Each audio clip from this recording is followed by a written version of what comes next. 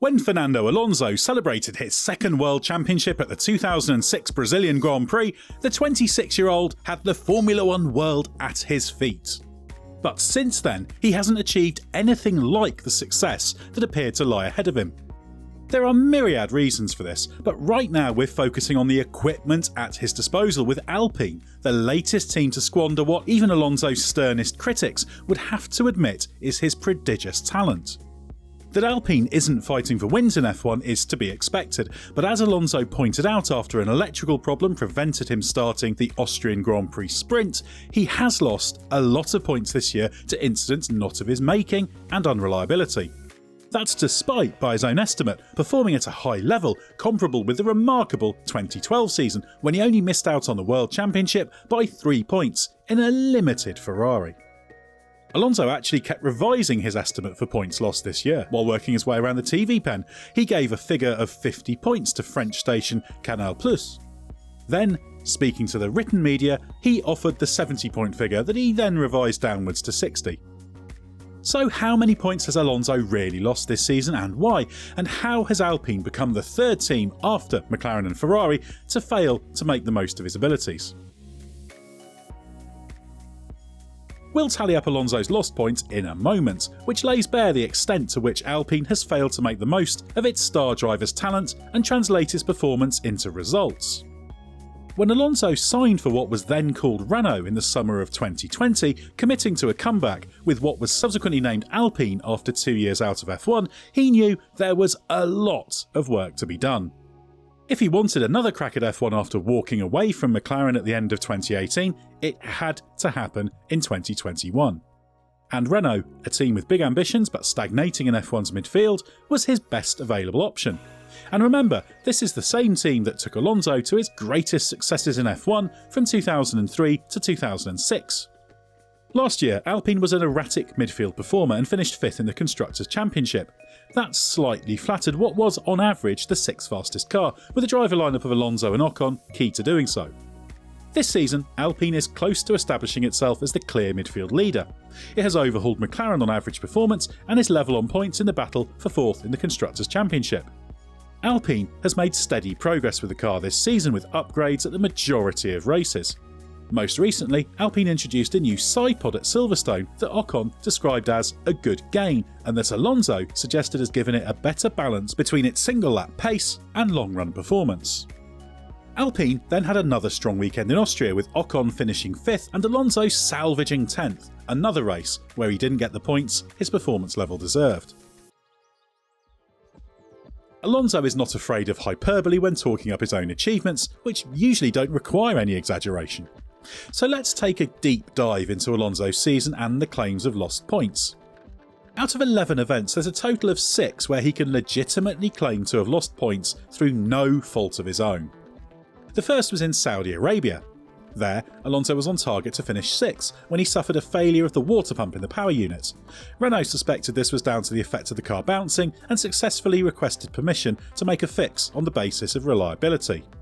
This request was accepted with a change introduced for race 4 at Imola, but that added up to a clear 8 points lost in Saudi Arabia. In Australia, Alonso was on course for a place on the second row of the grid when a hydraulic problem caused by a leaking oil seal meant he couldn't downshift from 4th at the entry to turn 11 and crashed. That put him 10th on the grid, and the strategy didn't work, starting on hards, dropping to 13th after making a stop, then getting mired in traffic. Eventually he finished 17th. Had he started on the second row, there's every chance he could have finished 5th ahead of the McLarens, so we can put that down as 10 points potentially lost. At Imola, Alonso struggled with tyre degradation after starting on softs in the sprint and finished 9th from 5th on the grid, but his race was ruined by Mick Schumacher spinning into him on the opening lap, inflicting sidepod and floor damage that first slowed Alonso, then forced him to retire. He would likely have gone on to finish somewhere between 7th and 10th, so let's call it a 7th place lost given the difficulty of estimating how the race would have played out. In Spain, Alonso was plenty quick enough, but was eliminated in Q1 thanks to poor communication on his outlap that led to him not realising how much time was remaining and launching his lap in traffic before aborting. With a clean weekend, he could easily have beaten Ocon to 7th place, but it's difficult to make an accurate prediction of how it would have played out, so let's say 6 points lost. In Canada, Alonso qualified a stunning second and held his own in third place before an air leak in the power unit started to cost him pace. He finished 7th on the road, which became 9th when he was rightly penalised for weaving in front of Valtteri Bottas on the last lap. Without the problem, it's likely he would have finished 4th given Lewis Hamilton's pace in the Mercedes, so that's 10 points missing. Alonso's 6th and latest loss was in Austria, where he qualified 8th but would have been 6th or 7th had he not suffered floor damage in qualifying. But it's important to note that this was a self-inflicted wound, caused by trying to pinch a little too much track width on the entry to turn 1 and getting caught out by the curb, sending him wide. He was unable to start the sprint after an electrical problem, suspected to be a failure of the standard ECU, so started the Grand Prix 19th. In the race, he could have finished 6th or 7th, but for a double pit stop after noticing his front left wheel was a little loose, taking 10th instead.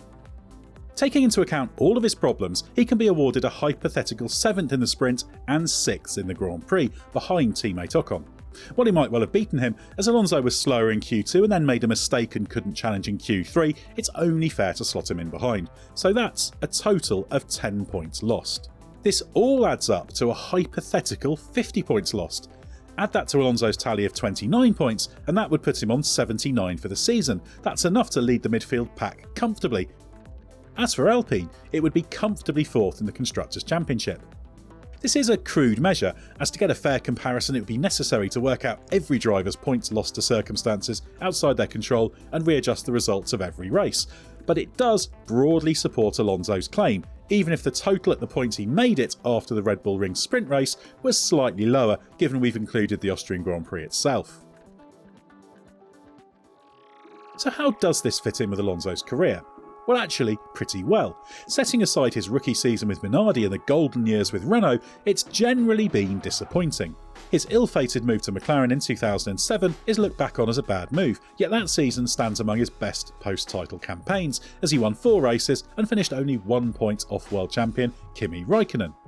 After 2 years spent back at Renault while waiting for his inevitable Ferrari move, during which he won a couple of races, won the infamous 2008 Singapore Grand Prix, his 5 years at Ferrari never delivered on the promise.